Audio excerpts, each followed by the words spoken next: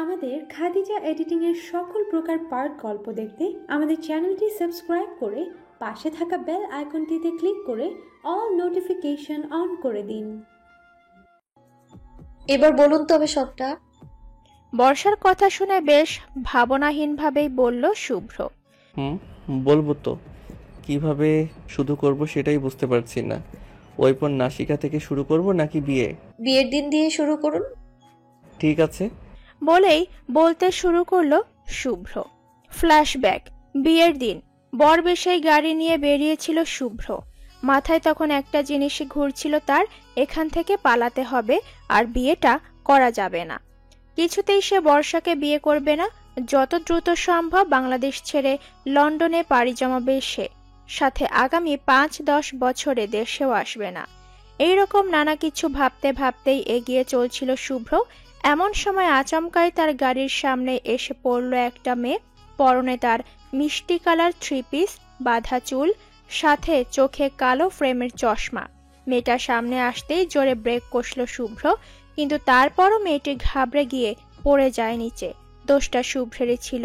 আসলে মাথার ভেতর হাজারো ভাবনা ঘুরঘুর করতে থাকায় একটু বেখেয়ালি হয়ে পড়েছিল সে। তৎক্ষণাৎ শুভ্র গাড়ি থেকে বেরিয়ে এগিয়ে যায় মেয়েটির কাছে। মেয়েটি তখন বসেছিল রাস্তার মাঝে শুভ্রের গাড়ির সামনে। শুভ্র দৌড়ে গিয়ে উত্তেজিত কণ্ঠ নিয়ে বলল মেয়েটিকে, আপনি ঠিক আছেন তো? আসলে আমি বুঝতে পারিনি আপনি সামনে চলে আসবেন। শুভ্রের উত্তেজিত ভাব দেখে বলে উঠল হিয়া, ইটস ওকে, রিল্যাক্স, এত উত্তেজিত হওয়ার মতো কিচ্ছু হয়নি। মেয়েটির মুখ দেখে সাথে তার কথা শুনে থেমে যায় শুভ্র। রাস্তার ধারে এয়ারপোর্টের সামনেই একটা গাছের নিচে সিমেন্টের তৈরি বেঞ্চে বসে আছে হিয়া। পড়ে যাওয়ার কারণে পায়ে সামান্য ব্যথা পেয়েছে সে। মূলত তার কাজিনকে এয়ারপোর্ট থেকে রিসিভ করতে এসেছিল সে, কিন্তু এয়ারপোর্টের সামনে আসতেই যে এমন এক দুর্ঘটনা ঘটে যাবে বুঝতে পারেনি হিয়া।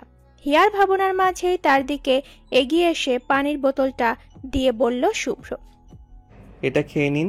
হিয়াও শুনল, পানির বোতলটা হাতে নিয়ে ঢকঢক করে পুরো পানিটা শেষ করলো সে। তারপর বলল, থ্যাংক ইউ।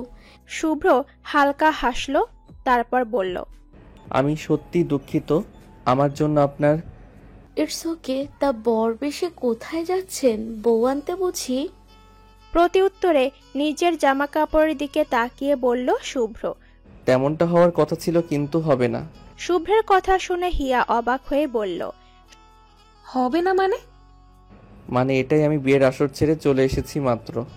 সঙ্গে সঙ্গে চোখ বড় হয়ে যায় হিয়ার। সে যে প্লটের গল্প লেখে, সেই প্লটেরই একজন চরিত্রকে চোখের সামনে দেখবে ভাবতেই পারেনি হিয়া। তবে হিয়ার গল্পের চরিত্রটা ছিল উল্টো, মানে বিয়ের আসর ছেড়ে মেয়ে পালিয়ে যায়, কিন্তু এখানে তো ছেলে পালিয়ে এসেছে। হিয়া অবাক হয়ে বলল, ইন্টারেস্টিং তো।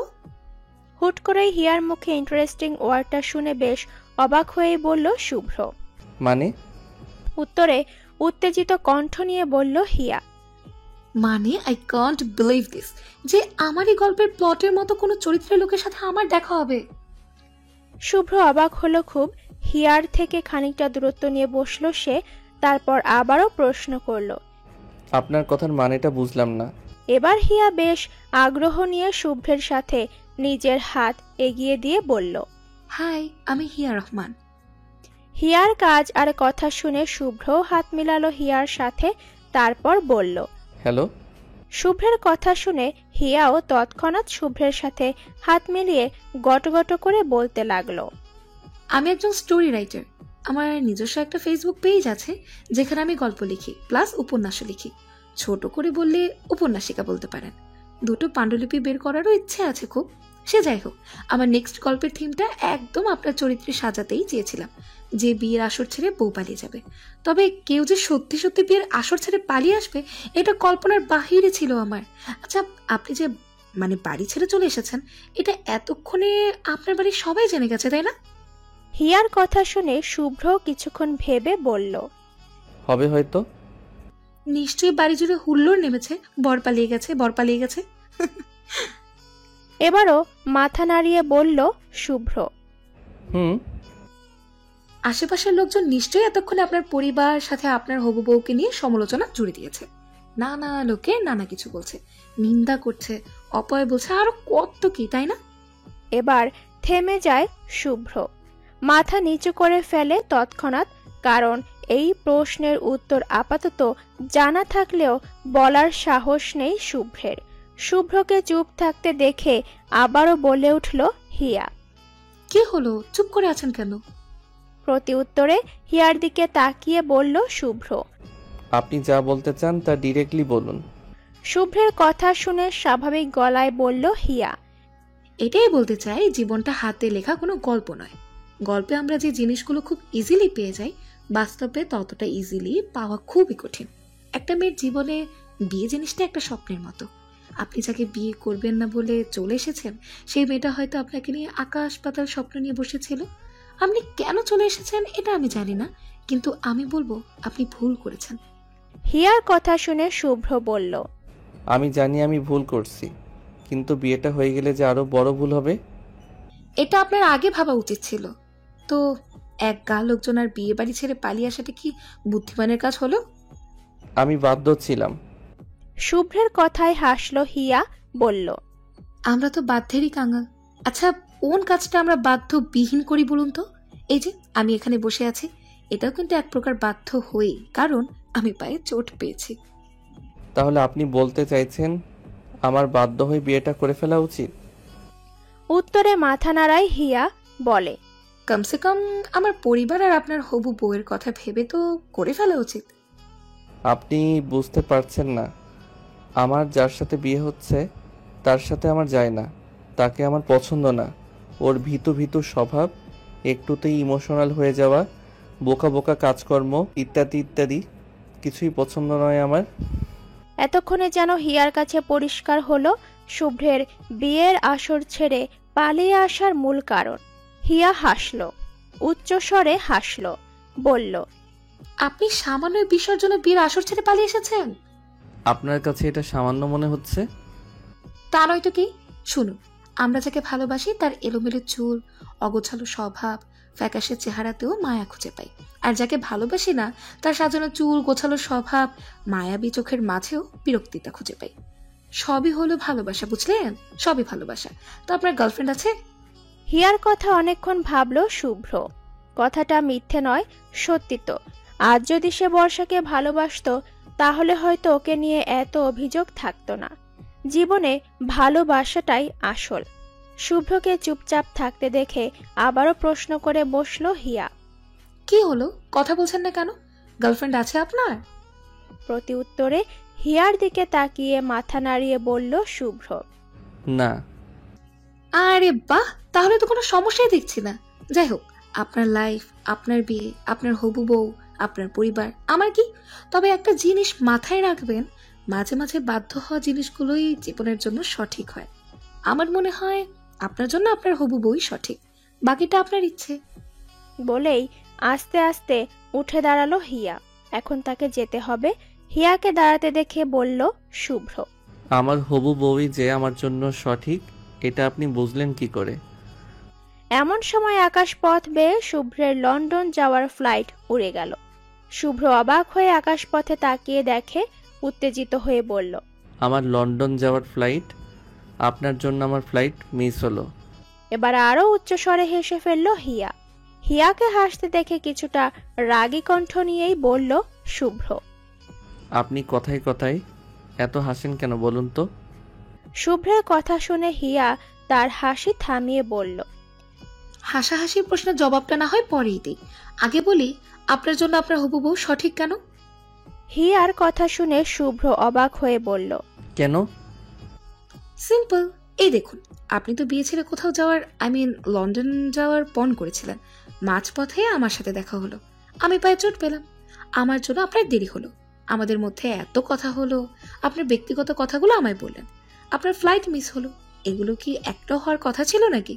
হিয়ার কথা শুনে সত্যি সত্যি থমকে গেল শুভ্র। সত্যি তো, এগুলোর একটাও তো হওয়ার কথা ছিল না। আর যেখানে সে তার ব্যক্তিগত কথাগুলো বাড়ির মানুষের সামনে বলতে পারল না, সেখানে এই মেয়ের সামনে নির্দ্বিধায় বলে দিল। শুভ্র অবাক চোখে হিয়ার দিকে তাকিয়ে বলল। সত্যি তো এগুলো হওয়ার কথা ছিল না তো। হিয়া হাসলো, তারপর আবার বলল, এটাই ভাগ্য। আপনার ভাগ্যে আপনার হবু বউই আছে, তাই বেশি না ভেবে বিয়েটা করে ফেলুন। কে বলতে পারে একটা সময় আপনার এই বউ আপনার জীবনের শ্রেষ্ঠ উপহার হয়ে দাঁড়াবে। হিয়ার কথা শুনে শুভ্র শুধু তাকিয়ে রইল হিয়ার পানে, কিছু বলল না। মাথা কাজ করা বন্ধ করে দিয়েছে। তার এতক্ষণ যে ভাবনাগুলো তার মাথায় ছিল তা নিমেষেই কোথাও একটা হারিয়ে গেল যেন। শুভ্রকে চুপচাপ দাঁড়িয়ে থাকতে দেখে বলে উঠল হিয়া। আপনার ফোন নাম্বারটা দিন তো। হিয়ার কথা শুনে অবাক হয়ে বলল শুভ্র। কি? আপনার ফোন নাম্বারটা দিন তো। শুভ্র কি মনে করে যেন তার নাম্বারটা দিল হিয়াকে। হিয়া গটগট করে তার মোবাইলে নাম্বারটা উঠিয়ে কল করলো শুভ্রকে। রিং বাজতেই শুভ্র পকেট থেকে ফোন বের করে দেখলো নাম্বারটা। এরই মাঝেই হিয়া আবার বলে উঠল, এটা আমার নাম্বার। মাঝে মাঝে আপনার আর আপনার বউয়ের খবরাখবর জানার জন্য ফোন করব। আর হ্যাঁ, শুভকামনা রইল আপনার নতুন জীবনের জন্য। এর মানে আপনি শিওর আমি বিয়েটা করছি? তা নয় তো কি, আমি ভাগ্যকে খুব বিলিভ করি। আর আপনার যা দেখছি তাতে আপনার ভাগ্যে আপনার হবু বউই আছে। আচ্ছা, আপনার নামটা কি বলুন তো? কেন বলুন তো? আরে নাম্বার সেভ করতে হবে তো। হিয়ার কথা শুনে শুভ্র বলে উঠল, শুভ্র? শুভ্র? আচ্ছা, আর আপনার বউয়ের নাম? বর্ষা। ও, শুভ্র বর্ষা, নাম দুটোই মিল আছে তো, খুব পারফেক্ট কাপল। যাই হোক, আমার এখন যেতে হবে মিস্টার হিরো, বাকি কথা ফোনে হবে। ভালো থাকবেন। বলে এয়ারপোর্টের উদ্দেশ্যে রওনা হলো হিয়া। পায়ে চোট থাকায় হালকা কষ্ট হচ্ছে হিয়ার, তবে সেই কষ্টকে টোটালি উপেক্ষা করে চলল সে। আর এদিকে শুভ্র জাস্ট অবাক হয়ে তাকিয়ে রইল হিয়ার যাওয়ার পানে। বহুত বিপাকে ফেলে গেল মেয়েটা। এখন কি করবে শুভ্র? বাড়ি ফিরে যাবে আবার, কিন্তু বাড়ি ফিরে কি বলবে সবাইকে? আর অনেক তো বোধহয় এতক্ষণে সবাইকে সবটা বলে দিয়েছে। এরই মাঝে শুভ্রের ভাবনার মাঝে ফোনটা আবার বেজে উঠল। হিয়াই ফোন করেছে। শুভ্র অবাক হয়ে ফোনটা তুলল। এদিকে এয়ারপোর্টের সামনে দাঁড়িয়ে বলল হিয়া, কি এত ভাবছেন মিস্টার হিরো? আমি তো বলেছি আপনার ভাগ্যে আপনার হবু বউ বর্ষাই আছে। শুভ্র শুনল হিয়ার কথা। নিজের অজান্তেই বাড়ির উদ্দেশ্যে রওনা হলো সে। আর সত্যি এবার ভাগ্য তার সহায় ছিল। অনেক কিছু বলার আগেই সেখানে উপস্থিত হয় শুভ্র, আর ভাবনাহীনভাবে বিয়েটা করে ফেলে সে বর্ষাকে। পুরো বিয়ের আসরে হিয়ার কথাগুলো মাথায় রেখে বিয়েটা করে শুভ্র। তারপর আর কি, ভাগ্যকেই মেনে নেয় শুভ্র আর সংসার করতে থাকে বর্ষার সাথে। আর প্রায় রাতে হিয়ার সাথেই কথা হতো শুভ্রের। এভাবেই করতে করতে আননোন মেয়েটির সাথে বন্ধুত্ব হয়ে গেল শুভ্রের। আর মোবাইলে সেভ হলো তার নাম ঔপন্যাসিকা। পরপর সব কথাগুলো বর্ষাকে বলে দম ছাড়ল শুভ্র। বলল, এই হলো ঔপন্যাসিকার কাহিনী। সব শুনে বর্ষা যেন হতভম্ব। শেষে কিনা তাদের বিয়েটা একজন ঔপন্যাসিকার জন্য হলো। বর্ষার ভাবনার মাঝে বলে উঠল শুভ্র, আমি জানি না ঔপন্যাসিকার সাথে কি কানেকশন আছে আমার, কিন্তু ওর জন্যই আজ আমি আমার জীবনের শ্রেষ্ঠ জিনিসটা উপলব্ধি করতে পারলাম। ধন্যবাদ ঔপন্যাসিকা।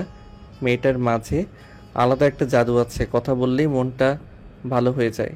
শুভ্রের মুখে ঔপন্যাসিকার এত প্রশংসা শুনে মুখ ভার করে বলল বর্ষা, হয়েছে হয়েছে, বুঝতে পেরেছি আপনার উপন্যাসিকা আমার চেয়েও ভালো।